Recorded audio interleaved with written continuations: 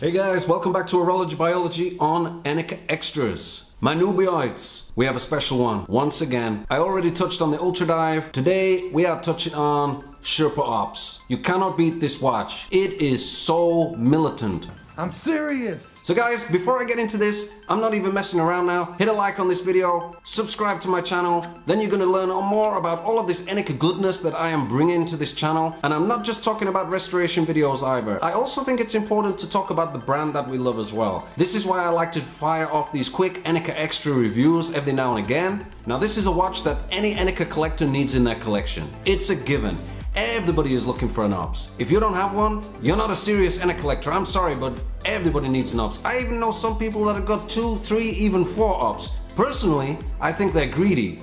We don't get greedy. Me, myself, I have one. One is enough. Now the Ops came in 3 different marks, from the Mark 1 obviously to the Mark 3. The Mark 1 had like button hands. I believe it had a caliber 1145. Calibers 165 was also used on the Ops. Mark 2 and Mark 3 are very similar in their look. The main difference that I find with the Mark 2 to the Mark 3 is that the satin logo on the Mark 3 has that shiny reflector dial. Now I'm not exactly sure what the production reason was behind this. Me personally, I believe that Enicar knew what they were doing. So when you look down at your watch, you can look real close with that look of awe while you're smiling at your Enicar goodness on your wrist. You need it. Now the Sherpa Ops is a 40mm case. It's virtually exactly the same as the Ultra Dive, but there are key differences, and most of these differences are under the hood, let's say. It's kind of like the Ultra Dive is like an Audi A3, but the Sherpa Ops is like an Audi S3. It's got that extra bump.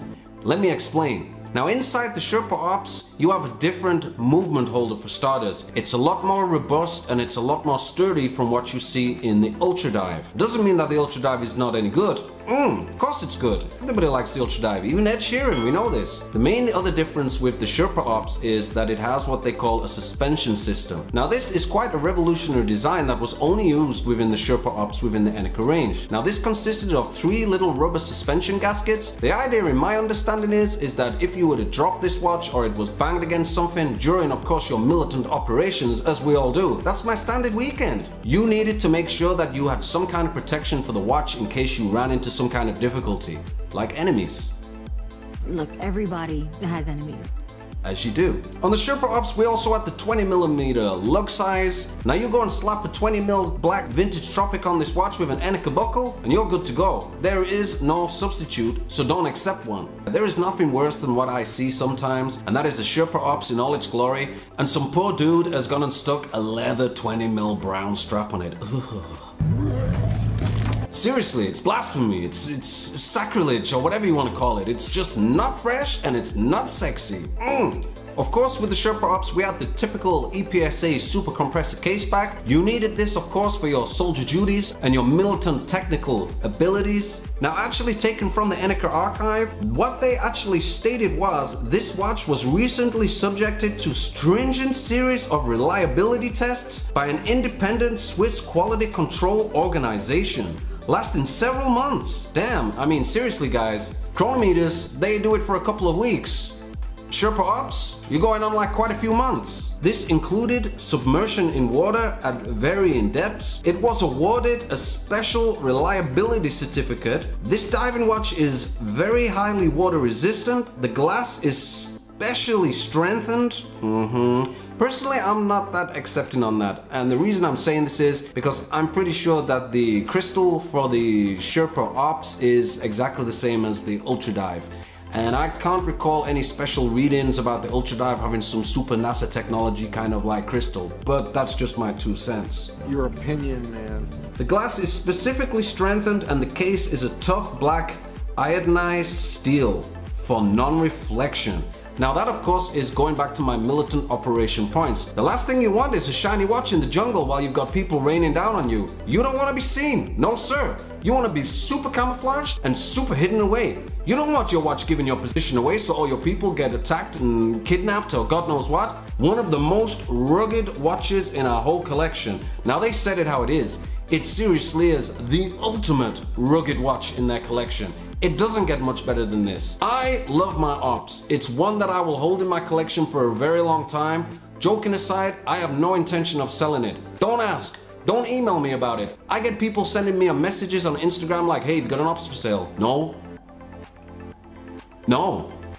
Go away. No means no! The next question is, where could you get an ops if you want one? Well, it's similar to like I've explained in my other videos. These are watches that come about, whether it's in an online auction or whether it's somebody selling one on Instagram, they come up. I mean, don't ask me, obviously, I already explicitly explained.